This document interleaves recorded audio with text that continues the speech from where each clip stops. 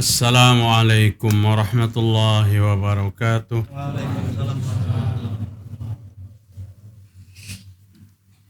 Alhamdulillahi rabbil alamin. Wabihi nasta'in ala umurid dunya waddin. Ashhadu an la ilaha illallah al-malikul haqqul mubin. Wa ashhadu anna Muhammadan abduhu wa rasuluh as-sadiqul wa'dil amin. Ya ayyuhalladzina amanu taqullaha haqqa tuqatih wa la tamutunna illa wa antum muslimun. Ya ayyuhan nasu taqu rabbakumul ladzi khalaqakum min nafsin wahidah wa khalaqa minha zawjaha wa bassa minhuma rijalan katsiran wa nisaa'a wattaqullaha alladzi tasaaluna bihi wal arham innallaha kana 'alaikum raqiba. Ya ayyuhalladzina amanu taqullaha wa qulu qawlan sadida yuslih lakum a'malakum wa yaghfir lakum dhunubakum wa syarrul umuri muhdatsatuha wa kullu muhdatsatin bid'ah wa kullu bid'atin dhalalah wa kullu dhalalatin finnar. Mari kita bersyukur kepada Allah Subhanahu wa taala pada malam hari ini, malam Jumat tanggal 17 Rabiul Awal 1446 Hijriah, 19 September 2024. Kita sehat walafiat, dapat melaksanakan salat maghrib berjamaah. Insyaallah kita melaksanakan salat isya berjamaah, kemudian pada saat waktu kurang lebih 45 menit antara maghrib dan isya, kita isi dengan membuka hati, membuka pendengaran kita, menerima ayat-ayat Allah dan hadis-hadis Rasul yang sahih untuk menjadi landasan kehidupan kita sebagai seorang yang beriman. Bapak-bapak, ibu-ibu rahimakumullah, dalam sebuah hadis sahih yang diriwayatkan Imam Bukhari dan Muslim dari sahabat Nabi radhiyallahu an yang bernama Abi Bakrah. Abi Bakrah itu beda dengan Abu Bakar. Abu Bakar adalah sahabat Nabi, salah satu daripada Khulafaur Rasyidin, khalifah yang pertama. Adapun Abu Bakrah itu juga salah satu daripada sahabat Nabi Muhammad sallallahu alaihi wasallam. Abu Bakrah berkata radhiyallahu an, "Kunna 'indan Nabi sallallahu alaihi wasallam," kata Abu Bakrah, "waktu itu aku berada bersama Rasul sallallahu alaihi wasallam." Kemudian faqala, dan Nabi berkata, artinya periwayat ini langsung ada di lokasi. Di lokasi di mana kami duduk bersama Rasul sallallahu alaihi wasallam. Jika pada kajian malam hari ini ulun menyampaikan sesuatu dan pian ada di hadapan ulun, itu yang diceritakan oleh Abu Bakrah. Di waktu aku bersama Nabi, duduk bersama Nabi Muhammad SAW. Faqala, kemudian Nabi bersabda, apa kata Nabi? Ala unabbiukum bi akbaril kabair. Maukah aku beritahukan kepada kalian apa itu akbarul kabair? Akbaril kabair, dosa besar di atas daripada dosa besar. Kalau dosa besar namanya al-kabair. Ini lebih besar daripada kabair itu. Kabair ini diambil oleh Imam Az-Zahabi dalam sebuah kitabnya yang nama kitab itu Al-Kabair. Kumpulan dosa-dosa besar. Ada 76 sampai 77 dosa besar yang beliau sebutkan secara berurutan di dalam kitab itu. Nabi Muhammad SAW menyampaikan kepada kami, kata Abi Bakrah, pada saat kami duduk bersama Rasul, maukah aku beritahukan kepadamu, kata Nabi SAW, dengan dosa yang amat besar daripada dosa besar. Artinya, Bapak-Bapak, ini yang sangat menakutkan bagi kita. Dosa besar itu diselesaikan dengan apa? Dengan taubat. Kadang mau Allah mengampuni tanpa taubat.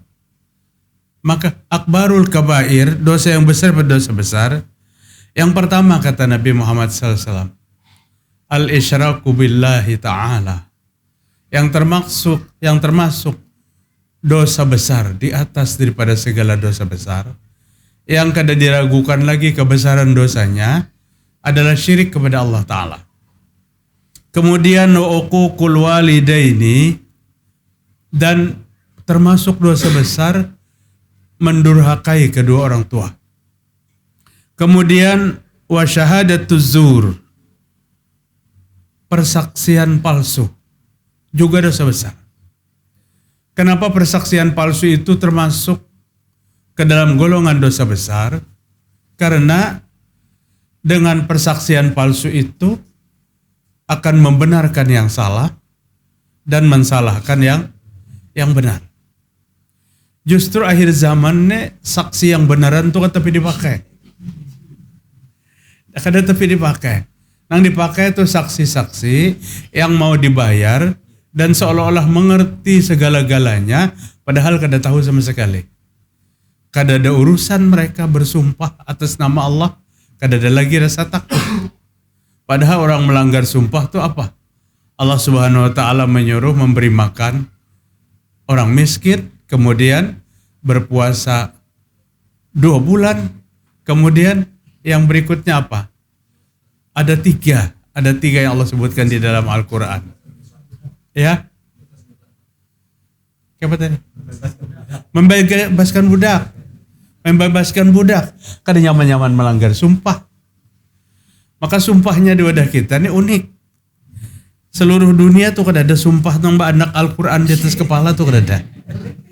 Di wadah kita anak Al-Quran di atas kepala. Seolah kalimah demi Allah itu belum puas. Padahal Nabi sudah katakan, apabila orang bersumpah demi Allah, maka kita wajib percaya. Tapi kayak apa kita bisa percaya? Sumpah tuh 1.003. Palopian 1.003 tuh. Murah benar. Sedikit-sedikit bersumpah. Sedikit-sedikit bersumpah. Wa kana Rasulullah sallallahu muttaqian. Di waktu Nabi menjelaskan itu, Nabi berdiri. Di waktu Nabi menjelaskan, Nabi berdiri. Jadi 3 kali Nabi menjelaskan. Ini dosa yang amat besar, syirik, durhaka kepada kedua orang tua, dan persaksian palsu. Kemudian, fajalasa, duduk. Abi Bakrah berkata, di waktu Nabi berdiri kemudian Nabi duduk, dikiranya selesai sudah. Tapi mbah Nabi duduk, famazala yuqarriruha, fazal yuqarriruha, hatta kulna laitahu sakata. Setelah Nabi duduk, Nabi mau ulangi lagi waktu duduk.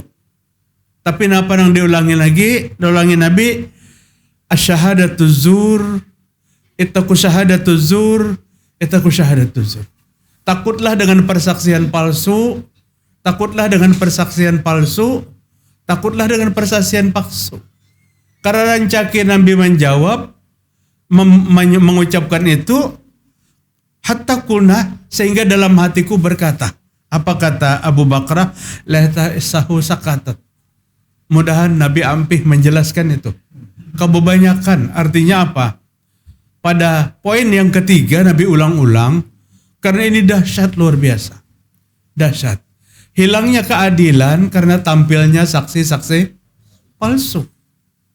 Hakim bisa adil, penuntut bisa adil. Tapi pada saat saksi yang datang palsu dan memberikan kesaksian, maka bisa merubah keputusan yang adil itu. Nah, ada 3 komponen yang menentukan keadilan itu. Persaksian, kemudian hakim, dan penuntut. Lain bahari kada tapi repot. Seorang laki-laki melapor kepada Nabi, ya Rasulullah, saya membunuh seorang laki-laki. Sekian puluh tahun yang lewat, kemudian saya kuburkan diam-diam. Tapi setiap hari saya menderita mengingat besarnya dosa pembunuhan itu. Maka saya datang kepadamu, hai Rasul, eksekusi saya, qisas saya. Qisas itu artinya apabila membunuh harus dibunuh. Membunuh harus dibunuh. Al-Quran berulang-ulang berbicara tentang qisas. Tapi uniknya di dalam Al-Quran Allah mengatakan wafil qisasi hayatu ya ulil albab. Dalam qisas itu ada kehidupan, wahai orang yang mau berpikir. Padahal eksekusi qisas itu kematian. Tapi Allah mengatakan dalam qisas itu ada kehidupan. Maka ulama tafsir menyebutkan dalam qisas ada kehidupan, sebenarnya qisas itu kematian. Orang dikisas, membunuh pasti dibunuh. Kenapa Allah letakkan ada kehidupan di sini? Nah, di sini kata ulama, efek jerah. Dengan qisas itu efek jerahnya sangat kuat. Saudi itu pembunuhan itu jarang sekali terjadi. Karena apa? Apabila dibunuh, maka siap-siap. Apabila dia membunuh, siap-siap untuk dibunuh. Jadinya takutan. Pembunuhan di Saudi Arabia itu jarang. Karena pacangan dingin juga, gulo kayak tanah. Nah, Nabi pada saat sahabat ini datang, kemudian Nabi berkata, orang yang kamu bunuh punya anak? Betul lah ya Rasul. Sudah balik anak itu? Belum. Beberapa tahun lagi dia akan balik. Kata Nabi, nanti beberapa tahun setelah anak itu balik, anak itu kau bawa ke hadapanku. Kau tunggu dulu kisahnya. Kan beda lawan kita. Apabila anak kita pacangan cagar tekurung, tertangkap, sudah duit di mana aja julung ayo tulah ke Jawa ke Bandung ke mana kah. Larikan diri kan kayak itu. Tapi sahabat ini menyerahkan diri. Pada saat anak yang dibunuh itu dewasa, dibawanya menghadap kepada Rasul sallallahu alaihi wasallam. Kemudian Nabi mengatakan, bercerita dengan jelas kronologis pembunuhan ayah anak ini, engkau di hadapanku. Maka dia bercerita detail satu persatu sampai pembunuhan, sampai penguburan, dan sampai waktu dan tempat dikuburkan ayahnya. Selesai dia bercerita, Nabi bertanya kepada anak yang baru balik itu, apakah engkau mengerti apa yang dikatakan oleh laki-laki tua ini? Maka anak itu berkata, betul ya Rasul, saya mengerti. Apa yang dia jelaskan yang kamu mengerti, dia adalah membunuh ayah saya, dengan pembunuhannya begini. Kemudian ayah saya dikuburkan di satu tempat, dan hari ini dia minta dikisas. Betul kata Nabi. Maka keputusannya ada kepadamu. Kamu adalah ahli waris asabah dari ayahmu yang meninggal dunia. Ada 3 yang kamu bisa putuskan. Yang pertama, membayar diat. Yang pertama, dikisas, dibunuh. Yang kedua, kamu boleh membayar diat dengan ketentuan negara. Dan yang ketiga, memaafkan. Jika kau bunuh, selesai. Dan dia tidak berurusan lagi dengan ayahmu di akhirat nanti. 1. Yang kedua, jika kau menerima diat itu denda yang ditentukan oleh negara, maka dia juga selesai. Dan tidak berurusan lagi di akhirat nanti. Tapi jika kamu memilih yang ketiga, kau maafkan dia, maka dia tidak mati, maka dia sehat walafiat, dan dia tidak berurusan lagi dengan ayahmu di akhirat. Anak muda itu termenung sejenak, kemudian dia berkata, ya Rasulullah, saya maafkan dia. Dan dia tidak dieksekusi, dan dia tidak perlu membayar diat. Artinya ada jalan sebenarnya, bunuh dikisas dengan dibunuh, tapi ada jalan. Pengadilan Saudi menentukan, itu jalannya. Diat. Maka biasanya ada tenaga kerja Indonesia yang membunuh majikan, dulu kan pernah. Kemudian pihak keluarga majikan meminta pembayaran diat sekian. Kumpulan akhirnya di Indonesia dan dapat membebaskan. Itu memang betul sesuai dengan syariat Islam. Jamaah sekalian rahimakumullah. Di dalam Al-Quran, kenapa Nabi SAW mengatakan syirik itu adalah dosa yang amat besar. Dosa yang amat besar. Nabi SAW mengatakan di dalam Al-Quran ada beberapa ayat tentang dampak besar dosa syirik itu. Allah sampaikan pada ayat An-Nisa surah ayat 48. Surah Al-An'am ayat 88. Surah Al-Bayyinah ayat 6. Surah Luqman ayat 13. Surah Az-Zumar ayat 65. Surah Al-Maidah ayat 72. dan surah At-Taubah ayat 3. Semua ini dampak-dampak syirik. Semua ini keburukan dari perbuatan syirik. Oleh satu persatu kita jelaskan apa aja di antara sebagian yang berdampak kepada seseorang apabila dia melakukan kemusyrikan kepada Allah. Pertama, Allah sampaikan pada surah An-Nisa 48. Allah berfirman, "Innallaha la yaghfiru ayyushraka bihi wa yaghfiru ma duna dzalika liman yasha wa may yusyrik billah faqad iftara isman 'azima." Allah tidak akan sudi mengampuni dosa orang yang syirik menyekutukan Allah, dan Allah akan mengampuni dosa selain daripada itu. Siapa yang syirik kepada Allah maka dia melakukan dosa yang amat besar. Artinya hadis yang disampaikan Nabi Muhammad SAW sejalan dengan ayat yang disampaikan oleh Allah Subhanahu Wa Taala pada ayat 46 surah An-Nisa. Ternyata ada lagi pada ayat 116 surah An-Nisa, kalimatnya hampir sama. Innallaha la yaghfiru ayyushraka bih wa yaghfiru ma duna dzalika liman yasha wa may yusyrik billah faqad dhalla dhalalan ba'ida. Dasar lagi. Allah tidak sudi mengampuni dosa syirik. Allah akan mengampuni dosa selain daripada itu. Siapa yang menyekutukan Allah, maka sesungguhnya dia sesat atas kesesatannya amat jauh. Melihat orang melakukan syirik, inilah kita memadahkan sesat. Babak belur kita Pak, dipukulinya. Kadang kita. Padahal yang mengatakan sesat ini siapa? Allah Subhanahu Wa Taala. Lihat An-Nisa 116. Artinya pada saat kita ingin katakan secara umum, maka kita angkat ayat ini. Orang yang syirik kepada Allah, maka dia telah sesat dengan kesesatan yang sangat jauh. Umpama nang syirik menanggapi, kemudian dia berubah, alhamdulillah. Kita dakwahi dengan ayat-ayat Allah. Lebih-lebih kalau dakwahnya itu larangan, nahi munkar, melarang orang berbuat kemunkaran, itu resikonya sangat besar.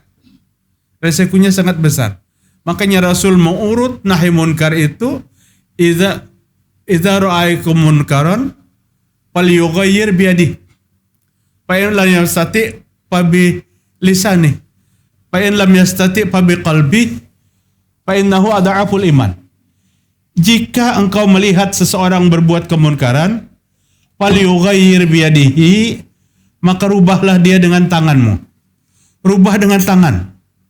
Lamun kada mampu merubah dengan tangan, maka rubah dengan apa? Dengan mulut. Dinasihati.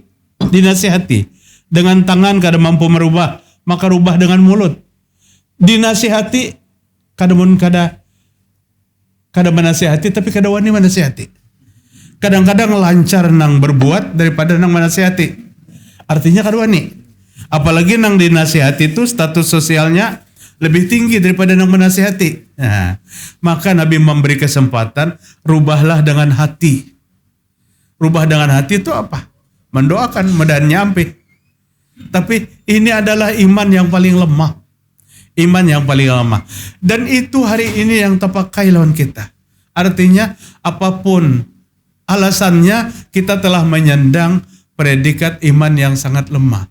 Karena kita kadawani menegur terang-terangan. Kadawani mah menyelesaikan terang-terangan. Bapak hadirin rahimakumullah. Kajian ulun malam tadi kan subuh tadi di Masjid Al-Jihad. Kada ingat nah. Subuh kemarin ya. Apa judulnya? Apa? Khurafat. Khurafat judulnya. Khurafat itu apa? Khurafat itu anak cabang tapi anak paling tua. Daripada syirik. Anak syirik. Jadi apabila sudah sampai ke khurafat tuh hampir sampai kepada titik syirik induknya. Khurafat tuh apa? Cerita-cerita fiktif yang tidak berdasar, akal sehat kada kau menerima, iman pun kada kau menerima. Dikisahkan. Hati-hati nang tukang kisahnya tuh terjebak kepada syirik, nang mendengarakannya apabila kada mampu menolak dengan iman yang benar, bisa terjebak kepada syirik. Hati-hati dengan khurafat. Khurafat itu dijelaskan oleh Nabi asalnya ngaran dari seorang laki-laki. Khurafat itu ngaran seorang laki-laki yang ditawan oleh jin sekian lama, sehingga dia mengetahui alam jin itu yang terjadi begini. Kemudian jin yang menawan itu muyak rupanya. Akhirnya dilepaskan jin pulang. Umpamanya orang jalan pangeran, lepaskan pulang ke jalan pangeran. Lalu apa yang dialaminya di waktu berada di alam jin, maka laki-laki yang bernama Khurafat itu bercerita. Oke, ini ceritanya. Sekampungan memadahkan Khurafat itu pembohong. Karena orang jalan pangeran ini kadang tahunya alam jin seberataan. Itu asalnya kenapa cerita pembohong itu dialamatkan kepada nama seseorang yang menceritakan tentang fiktif yang kadada jelas, kadada di alam nyata, dan tidak diterima akal sehat, ujar oke gerong kan gitu, dan tidak diterima oleh iman yang benar. Tahayul lain lagi tuh, ini cabang-cabang syirik aja tuh, tahayul. Mata bekerojot, tensi naik. Mun mata kada bekerojot, dan sebulan-bulan bahaya juga. Tapi apabila bekerojot di bawah, cagar ada bencana, naik tensi. Apabila bekerojot di atas, bergembira, cagar ada kebaikan dan macam sebagainya. Semua itu kada bisa kita hubungkan. Semua itu akan menjadikan bahayanya iman kita. Walau asyraku lahabita anhum ma kanu ya'malun, Al-An'am 88. Jangan pun dapat amal orang syirik itu, tapi Allah akan menghapus amal yang pernah dilakukannya. Bismillah. Orang yang syirik itu pernah lurus akidahnya. Sekian puluh tahun yang lewat. Pada saat salah memilih pergaulan, maka dia terjebak kepada syirik. Maka amal yang sudah pernah tercatat 2-30 tahun yang lalu itu, maka dihapus oleh Allah Ta'ala. Al-An'am 88, Pak, silahkan. Allah akan menghapus amal semua amal orang yang menyekutukan Allah Ta'ala. Maka syirik itu sesuatu yang kadang-kala kita biarkan, Pak. Syirik itu bukan berbahaya kepada pelaku saja, tapi berbahaya kepada orang yang membiarkan syirik itu. Sering ulun sampaikan sebuah hadis sahih, seorang muslim mukmin yang mati kemudian jenazahnya disolatkan 40 orang laki-laki, kata Nabi. Maka Allah Ta'ala memberikan syafaat kepada jenazah yang disolatkan 40 itu. Asal syaratnya di antara 40 itu kadada yang syirik kepada Allah Ta'ala. Jika kita buat saikung nang syirik, maka bubar syafaat itu 39 itu tidak berlaku lagi. Ini beratnya dosa syirik. Satu orang tergabung dalam 40 orang merusak yang 39. Merusak yang 39. Maka kita sangguplah kalau ada orang hendak mensolatkan jenazah kita, ada lomba takon lompian. Kan syirik kada? Kada sanggup kita bertakon nang itu. Kada sanggup. Maka para ulama menyebutkan ambil jumlah jamaah yang kada memiliki syarat syirik lagi. Nah, seorang muslim mukmin yang mati kemudian jamaahnya disolatkan ia beluguna mi'ah sampai 100 orang, maka diberikan syafaat.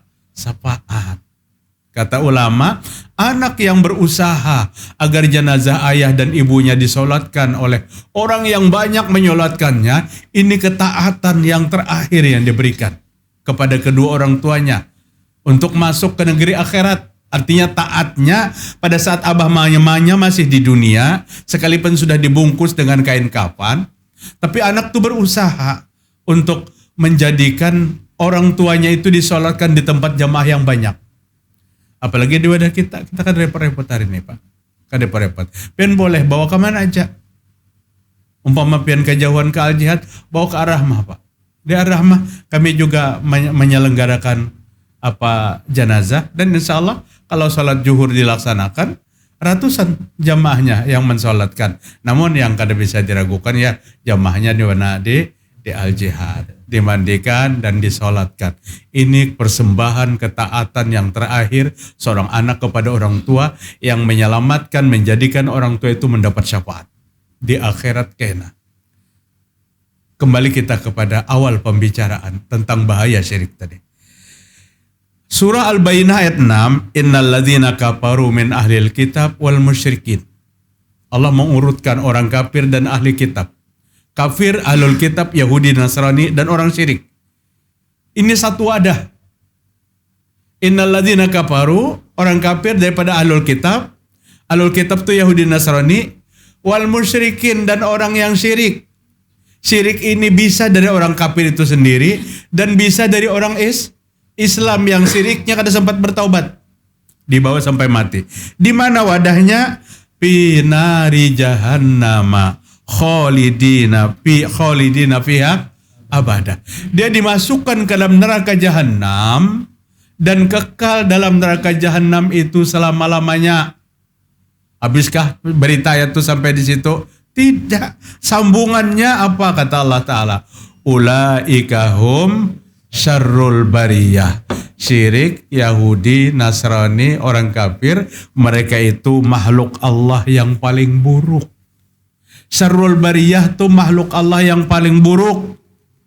Khairul bariyah makhluk Allah yang paling baik.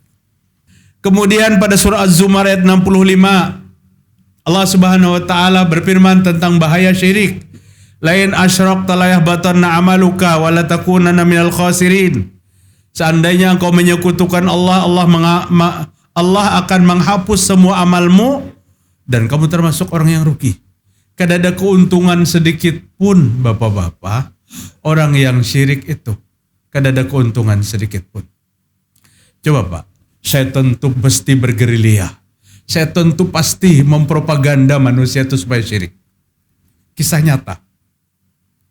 Kalau lu sebutkan namanya gibah berarti.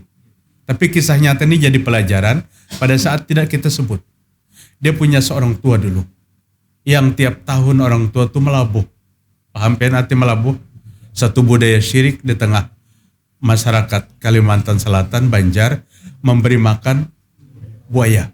Biar melabuhnya di sumur, biar melabuhnya di sungai, atau kada ada buayanya, maka dia yakini nang dia labuh itu kada nyaman, saling nyamanan. Ayam panggang, itik panggang, intalo, mau dipakai untuk makan, kita cukup benar. Jadi dua di situ. Pertama dosa syirik, yang kedua dosa tabzir. Tabzir itu artinya pemborosan, membuang-buang. Itu yang dikerjakan oleh ayahnya. Tapi qadarullah, Allah memberikan petunjuk. Si ayah ini menyekolahkan anak dan menjadi ulama besar. Anak itu. Dan ulama itu menceritakan kepada ayahnya, bah, stop kita melabuh. Karena ini pekerjaan syirik. Ayahnya menerima. Dan ayahnya mati dalam keadaan husnul khotimah. Dia lepaskan semua itu, Bapak-bapak. Turun sampai ke anak berikutnya. Turun sampai meninggal anak-anaknya. Turun sampai ke cucu. Cucunya dewasa. Cucunya sakit. Dibawa rumah sakit sana, rumah sakit sini. Kada ada khawatir lacak. Sakitnya apa? Wallahu alam. Mungkin setan hendak membuka kembali lembaran syirik yang sekian puluh tahun itu. Dia datang kepada seorang dengan alasan berobat tradisional. Nah, ternyata yang didatangi ini adalah dukun. Dukun ini komunikasinya lawan siapa? Lawan jin, lawan setan. Pas ini keluarganya datang kepada dukun, kemudian setan mungkin membisikkan kepada dukun, kon, itu sekian puluh tahun kun pakaiannya melabuh. Padahal kan supaya melabuh kembali. Dukun berkata, ikam amun hendak baik, hidupkan apa yang pernah ditinggal oleh arwah kai ikam. Apa kai kami bahari? Ini yang dilakukan. Dicoba diingat-ingat, ada yang ingat bujur. Arwah kai kita bahari pernah melakukan itu. Ini Pak liciknya setan. Satu kesyirikan sudah terkubur habis dan pelaku utama sudah bersih. Gugur ke cucu diingatkan oleh setan lewat seorang dukun. Maka apabila sakit tuh jangan datang lawan dukun. Datang jangan lawan dukun, itu berbahaya. Dilakukan ritual itu. Dilakukan ritual. Orang berangkat ke sungai menenggelamkan macam-macam, setelah kembali ke rumah, anak cucu yang di rumah meninggal dunia. Tapi dia sempat setuju, lakukan itu. Kita hidupkan kembali peninggalan arwah kai. Apa Pak? Ini kesyirikan Pak. Saya tonton lili benar mengatakan. nang salah-salah. Nang salah-salah. Ingin pernah kayak ini. Lihat dengarkan aja. Semua pelanggaran-pelanggaran itu seolah-olah ingin dilakukan kembali. Dilakukan kembali. Maka bapak-bapak hadirin rahimakumullah, kenapa pembicaraan tentang syirik tidak pernah berhenti? Karena penyakit syirik tidak pernah selesai. Syirik itu tidak pernah selesai. Dan bahkan yang ada hari ini kayak lebih parah daripada 15 tahun masa lalu atau 10. Bukan lebih baik, tidak lebih parah. Kenapa lebih parah? Allah Ta'ala katakan dalam ayat 3 surat Taubah, Annallaha bari'un minal musyrikina wa rasul. Allah berlepas diri daripada orang syirik dan Rasul pun berlepas diri. Kalau Allah tuh berlepas diri, Allah memutuskan hubungan dengan orang syirik, siapa yang bisa menyelamatkan? Jadi syirik itu kada digaduhi lagi oleh Allah Subhanahu wa taala. Silahkan pelakunya sejadi-jadinya. Biar lihat aja. Tahun ini begini acaranya, tahun berikutnya lebih besar lagi. Pada saat ritual itu dilaksanakan, timbul lagi cerita-cerita fiktif orang yang bergabung dalam acara ini, kayak ini. Semua itu dari tipu daya syaitan. Sampai Kaisar tadi? Belum? Sudahlah. Ayang sudah kita tutup. 7.28. Ya bapak-bapak. Demikian dulu apa yang dapat disampaikan. Insyaallah esok pagi ulun sambung nih bahaya syirik ini. Di mana esok besokan kita Al-Munawwarah ya. Demikian bapak-bapak. Apa yang dapat ulun sampaikan mudah-mudahan bermanfaat bagi kita semua. Mari kita tutup dengan doa kifarat majelis. Subhanakallahumma wa bihamdika asyhadu an la ilaha illa anta astaghfiruka wa atubu ilaik. Wassalamualaikum warahmatullahi wabarakatuh.